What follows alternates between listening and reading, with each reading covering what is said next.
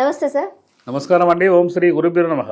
Sir, బాడీలో ఉండే ప్రతి ఒక్క డిసీజ్కి అసలు బాడీలో అసలు డిసీజే రావద్దు, లేదా జలుబు కావచ్చు, సంథింగ్ ఏదైనా సరే, చిన్న దగ్గర నుంచి పెద్ద వరకు, క్యాన్సర్ వరకు, ఇలాంటివన్నీ పోవాలంటే సంథింగ్ ఆయుర్వేదిక్లో ఆవగింజంత ఒక చిన్న మెడిసిన్ ఉంటుంది. సో దాన్ని వాడటం వల్ల చాలా మంచి ప్రయోజనాలు ఉంటాయి అని. నిజమేనా సార్ ఇది? మీరు ఎక్కడ చూసారో ఎక్కడ విన్నారో కానీ ఒక అద్భుతమైన ప్రక్రియ అది. మేము చేస్తుంటాం అది. ఓకే.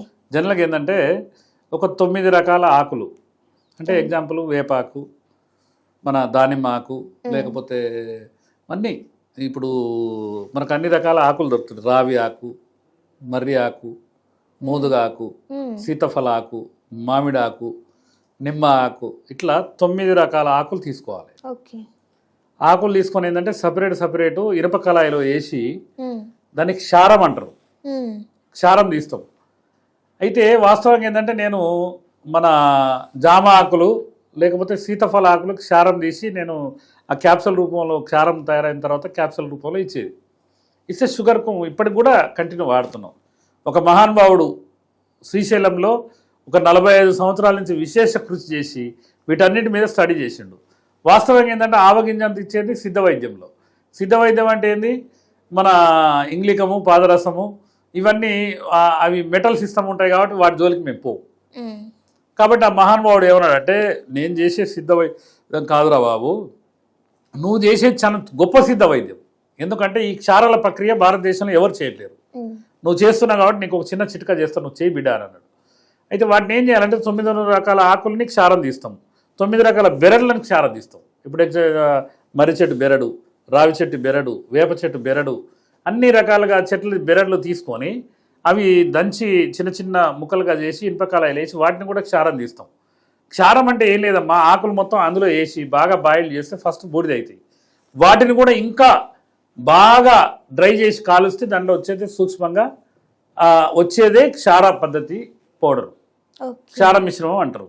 అయితే ఈ 9 రకాల ఆకులు, 9 రకాల బెరళ్ళు క్షారం తీసి బాగా కలవం లేసి నూరి మేము ఏం చేస్తామంటే ఇంత చిప్పలు ఉంటాయి మా దగ్గర, అది మట్టి చిప్పలు. ఒక చిప్ప తీసుకొని ఇప్పుడు మేము రుద్దుకున్న మిశ్రమాన్ని దాంట్లో వేసి పైన ఒక చిప్ప పెట్టి దాన్ని చుట్టూ సీల్ చేస్తాం. బట్ట పెట్టి సీల్ చేసి ఆవుపేడ పెట్టి పూస్తాం, లేకపోతే ఎర్రమట్టి పోసి పూసి చుట్టూ 108 పిడికలు పెట్టి దాన్ని కాలుస్తాం. దాన్ని పుటవ అంటారు. ఆ కాలిస్తే ఏమైందంటే దీంట్లో ఉన్నది మొత్తం బాగా తుక్క ఉడికి అది మొత్తం ఇంకా అసలు ఎంత తేలికైందంటే అంత సూక్ష్మంగా అవుతుంది. మళ్ళీ దాన్ని కలవం వేసుకొని దాన్ని ఏం చేస్తామంటే ఇట్లాంటి ప్యాకెట్లు కడతాం. మీకు ఏంటంటే జనరల్గా చూపెడదామని తీసుకొచ్చిందనమాట. ఇంత సూక్ష్మంగా దీంట్లో ఎంతమంది ఉంటుందో చూడండి మీరు ఒకసారి.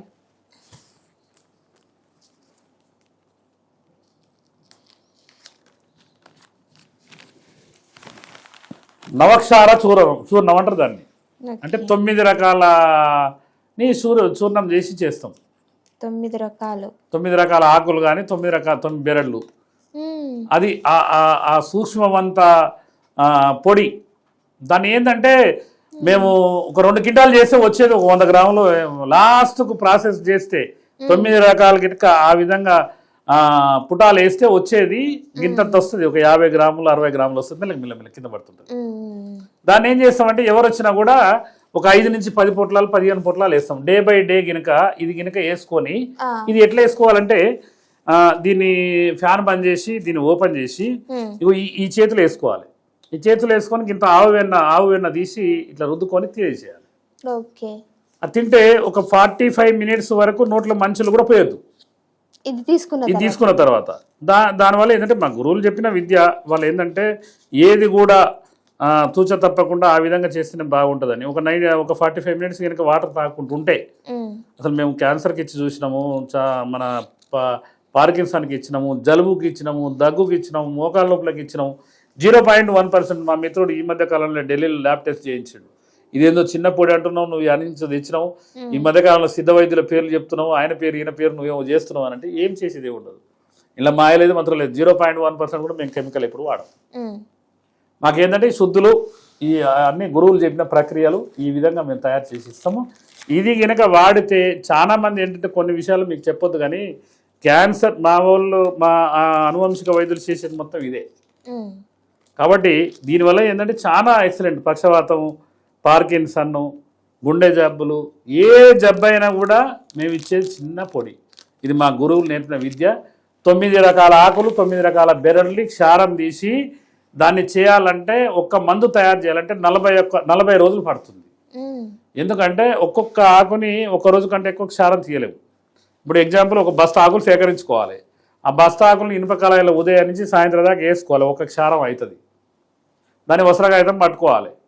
మళ్ళీ అట్లా 9 రకాలు చేయాలి. మళ్ళీ 9 రకాల బెరలు చేసుకోవాలి 18 రోజులు. 18 రోజులు చేసినాక మళ్ళీ 9 సార్లు పుటం.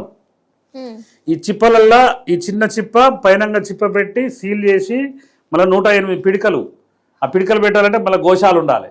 మళ్ళీ పిడికలకి ఏడనో మనం పోవాల్సిన అవసరం లేదు.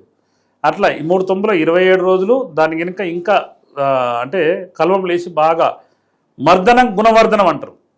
దాన్ని కనుక బాగా నూరి దాన్ని చేసే వరకు ఏంటంటే ఇంత పెద్ద ప్రక్రియ చేసి మిగిలేది ఇంత. దాన్ని ఒక 15 ప్యాకెట్లు కట్టి అది రోజు వాడొద్దు అంటారు. డే బై డే వాడాలి. అది కూడా సాయంత్రం పూట 4 గంటల ప్రాంతాల్లో 2 గంటలకు భోజనం చేసి 2-3 అవర్స్ తర్వాత దాని కనుక ఈ చేతిలో వేసుకొని గింతంత వెన్న పెట్టి తీసుకుంటే మేము చాలా మంది క్రియాటిన్ కూడా తగ్గింది. అట్లా కిడ్నీ ప్రాబ్లం ఉన్న వాళ్ళకు అనేక ఏ మొండి జబ్బు అయినా కూడా బ్లడ్లో క్లాట్ ఉందంటారు. లేకపోతే మా దగ్గర ఈ మధ్యలో ఒక అమ్మాయి వచ్చింది. ఓ 2 years క్రితము గర్భసంచి అంటే డెలివరీ టైంలో అమ్మాయికి స్ట్రోక్ వచ్చి కాలు చేయి పడిపోయింది. ఈ చాలా మంది గూడ జారిపోయింది అంటారు. ఈ గూడ జారిపోయింది దానికి ఒక పసరు పోస్తాం. ఇంకొకటి ఏంటంటే నేలదంతి ఆకని ఇట్లా పక్షవాతం వచ్చిన వాళ్ళకి పూస్తాం. ఆ 3 రోజుల ప్రక్రియ ఇట్లా పూసి అదే మందు కొద్ది కడుపులకు ఇస్తాం. ఇట్లాంటివి ఏంటంటే మా గురువులు చెప్పిన ఎన్నో విద్యలు 100%గా ఈ గూడ జారిన దానికి చాలా మంది తిరిగి హాస్పిటల్ 4-5 సంవత్సరాలు 2 సంవత్సరాలు తిరిగి ఇది రాదు అని ఇంట్లో పడ్డోళ్ళు చాలా మంది ఉన్నారు. అట్లాంటి వాళ్ళు మొండి వ్యాధులతో బాధపడే వాళ్ళు ఈ మనం టీవీ దయ వల్ల మాలాంటి విద్యని వెలుగులోకి వచ్చి చాలా మంది ఈ వీడియోలు చూసిన వాళ్ళు పండిట్ శ్రీనివాస్ గురూజీ ఎక్కడ, బోధిధర్మ ఆయుర్వేద వైద్యపీఠం ఎక్కడని ఎత్తుకుంటూ వస్తారు. కాబట్టి వాళ్ళకి ఏంటంటే రీజనబుల్. చాలా మంది ఏమంటారంటే అడిగిపోతే లక్షల రూపాయలు ఛార్జ్, మాకు లక్షలు లేదు ఏం లేదు. మీ పరిస్థితి ఏంది, ఎంత ఛార్జ్ చేయగలరు? మాదేమన్నా పెద్ద కార్పొరేట్ హాస్పిటల్ కాదు, మాది ఏంటంటే యశోద హాస్పిటల్ కాదు, కామినేని కాదు, ఇంకో హాస్పిటల్ కాదు. మా దగ్గరకు వచ్చేటోళ్ళు అయ్యా నేను ఆటో డ్రైవర్ని, ఇంక 2,000 ఇవ్వగలుగుతా, అయ్యా నేను సాఫ్ట్వేర్ ఎంప్లాయీ నేను 10,000 ఇవ్వగలుగుతా. ఇక వాళ్ళు ఇష్టం, మా గోశాల ఉందని రకరకాలుగా 20,000 ఉంచుకోండి అనేటోళ్ళు కూడా ఉంటారు. కాబట్టి ఇక్కడ ఏంటంటే ఒక హోటల్ పోతే దోశ తింటే 50 రూపాయలు, ఇడ్లీ తింటే 30 రూపాయలు, లేకపోతే అని ప్రైజ్లు ఇస్తుండరు. వాళ్లకు ఏంటంటే మాకు సహకరించేటోళ్ళు ఉంటారు చాలామంది. ఒక ఉమామేశ్వరం అని ఒక అంటే ఏంటంటే ఈ పప్పు మిల్లు నిర్వాహకుడు ఒక అతను లివర్ ప్రాబ్లంతో నా దగ్గరకు వచ్చి రికవర్ అయితే 1,00,000 రూపాయలు నెలకు నేను ఇస్తా, మీ ఆవులకు అంటే దానా పెట్టుకోండి, 75,000 నుంచి 1,00,000 రూపాయలు అయితే మనకు దానా. దానికి నేను ఒక 20 నెలలు సపోర్ట్ చేశాను. 20 లక్షల రూపాయలు ఆయన షాపతను పేమెంట్ చేసి ఆయన మాకు ఇవ్వడం జరిగింది.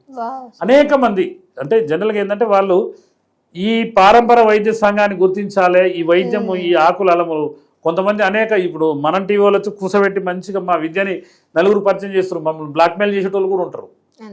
కాబట్టి ఏంటంటే ఈ విద్య అనేది అంతరించిపోవద్దు.